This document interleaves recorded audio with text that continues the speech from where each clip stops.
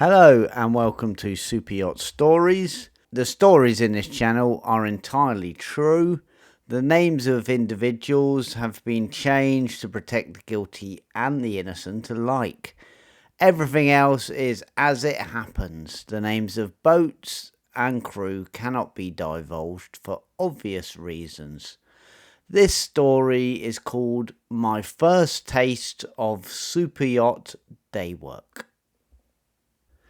When I first arrived in Antibes, in the south of France, at the start of the season, it was an incredibly buzzing place with many hopeful wannabe yacht crew looking for jobs here, there and everywhere. Like with many other industries, it's not necessarily what you know, but who you know that counts. To start with, many aspiring yacht crew will want to secure day work on yachts so they can earn money and gain much needed experience. Day work, it's pretty self-explanatory really. You work on a boat for a day and you get paid for that day when you finished work. Often the boat will give you lunch, but it isn't always the case. The jobs you are given are usually pretty easy, menial tasks. These are sometimes very messy jobs that none of the yacht crew actually want to do.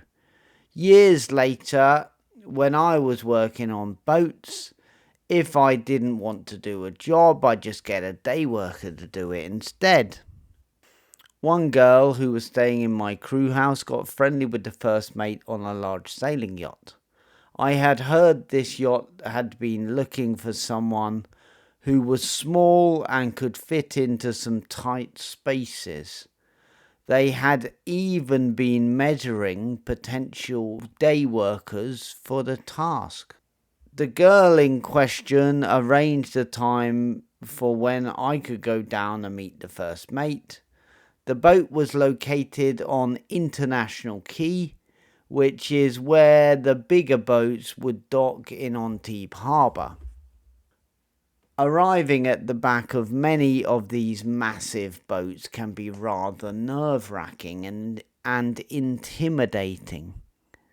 Although it feels much better if you have a pre-arranged appointment or at least a contact on board.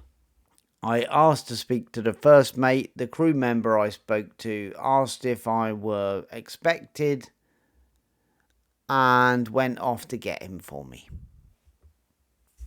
When he arrived wearing the usual yachting clothes of a white t-shirt with the boat emblem on and shorts, he invited me on board and explained to me what he was looking for. The boat was a 62-metre schooner, fresh out of the shipyard, but one part of the boat was in need of some loving care. The first mate opened up a deck locker on the port side, the left side. A deck locker is a locker or hatch that sits flush in the deck, and unless it's open, you probably wouldn't notice it was there. Years later, one of the central parts of a story called The Tow is about a deck locker. Once open, I could clearly see what was inside. This locker contained a hydraulic motor and a large amount of black hydraulic hoses leading to the motor. The first mate then explained that these hydraulic motors had been installed to drive the winches of the jib and the staysail. These are the sails at the front of the boat.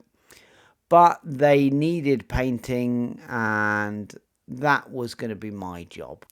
I could clearly see why the first mate was looking for someone relatively small, because the only way to paint these motors was to get into the locker and bend down amongst all the hydraulic hoses.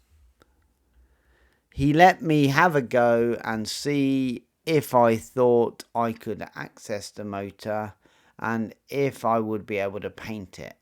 Being an optimistic type of person, I agreed and said yes, no problem. He told me that there would probably be 4 to 5 weeks' work and that he would pay me more than the usual day rate because this was going to be a rather difficult and uncomfortable job. So I was incredibly happy to have my first day work on such a massive yacht that was going to pay me a good amount of money per day. The following Monday, I rocked up at the back of the boat at 8 o'clock to begin my first day. I was welcomed on board by the bosun, who showed me the locker I needed to paint and guided me to the forepeak at the front of the boat.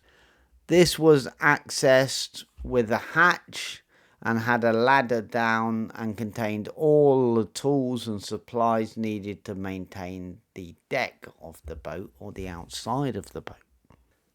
The bosun showed me where to get the rags, alcohol, sandpaper and the wire brush, and then took me to my first hatch on the port or the left side, showing me how I was to prepare the motor for painting. I started by preparing the motor, attacking it with sandpaper and the wire brush. This was quite successful, but I was having trouble reaching the back of the motor. So I grabbed a crew member as they walked past and asked for their opinion.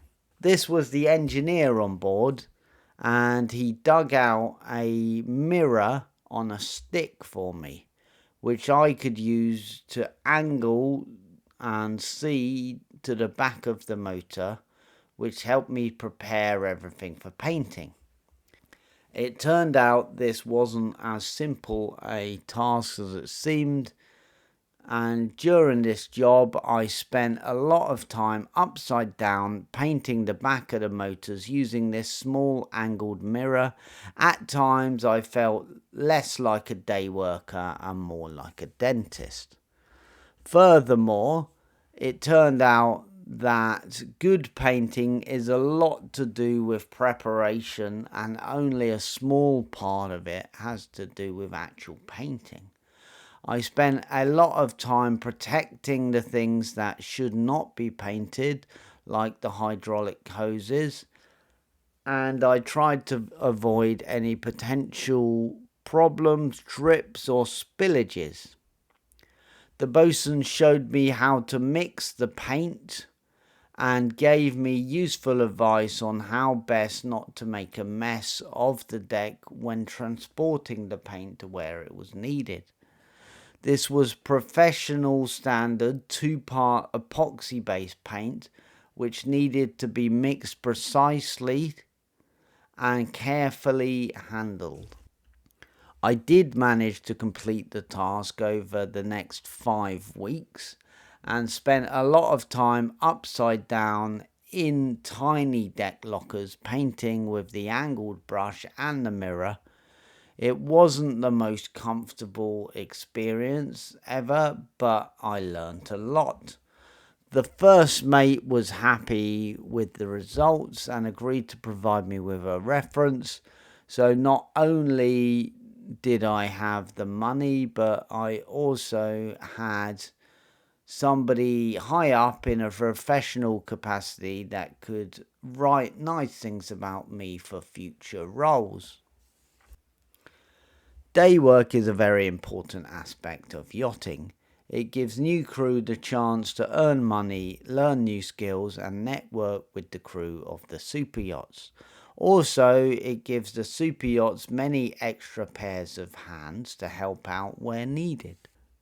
It's how I started my yachting career, and it's how most of my co-workers began as well. Some yacht crew look down on day workers or treat day workers badly. I was always quite friendly to day workers and taught them as much as I could because basically it's where I started. Thanks very much for listening. I hope you enjoyed the story today. Please don't forget to subscribe and hit that like button. And more stories about my yachting life will be coming your way soon. Thanks very much. Bye-bye.